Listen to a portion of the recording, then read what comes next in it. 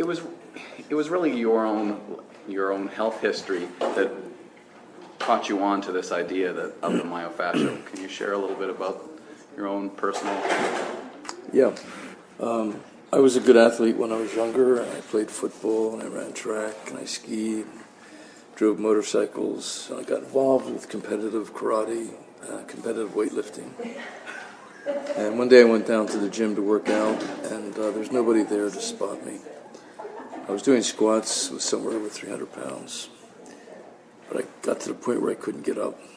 And I forgot that when you have a 300-pound bar on your back where your hands are gripping, it doesn't let go. I'd been a gymnast when I was younger, so I decided to do a back roll. So I couldn't let go, and I landed on my sacrum and lumbar area, and I ripped the ligaments, and I crushed the disc at L5, herniated it. And I laid there stunned for a while, totally numb from the waist down. And then, as the numbness wore off, the pain began. It was horrible. And finally my legs started to work. And then I tried every form of therapy. Nobody wanted to get better more than I did. And unfortunately it wasn't working for me. So it was in the process of desperation, basically. I started to treat myself. And eventually a friend of mine suggested I get, he was a radiologist, and he saw how poorly I was moving. So he suggested I get a spinal fusion, and I did it L5, lumbar 5. And that helped the pain, but it still hurt, and I still couldn't move that well. So I started to treat myself on my living room floor. There was a point where I realized that nobody was going to help me but me. And I tried every form of therapy out there.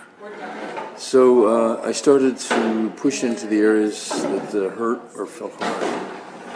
But I was still very strong, and I was kind of bullying my way through. But over time, I learned to be more gentle. I learned to be more patient. And as I did, I started to recover. And it was pretty dramatic after a while. As I did, I started to have these strange sensations throughout my body that went beyond the origin and insertion of muscle.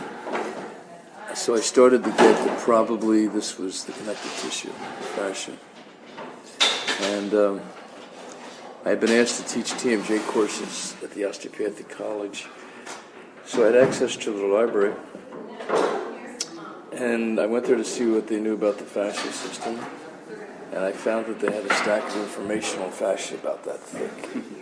But on top of that stack of information was a pile of dust about that thick. So they hadn't seen it in decades, probably. The founder of osteopathy, Dr. Andrew Still, had some really good insights into the fascial system. But he was saddled with what I call the old form of myofascial release. And that's basically very heavy pressure into a symptom for maybe 5 minutes. So it didn't produce the results that they'd hoped for. So they then switched to manipulation, which showed great promise, but then that didn't really pan out either as much as they had hoped for.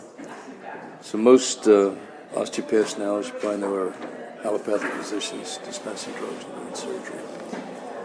So I started to realize that I was onto something so important. I had to share this with my colleagues and my patients, so I started to give seminars and treat my patients, and it took off from there.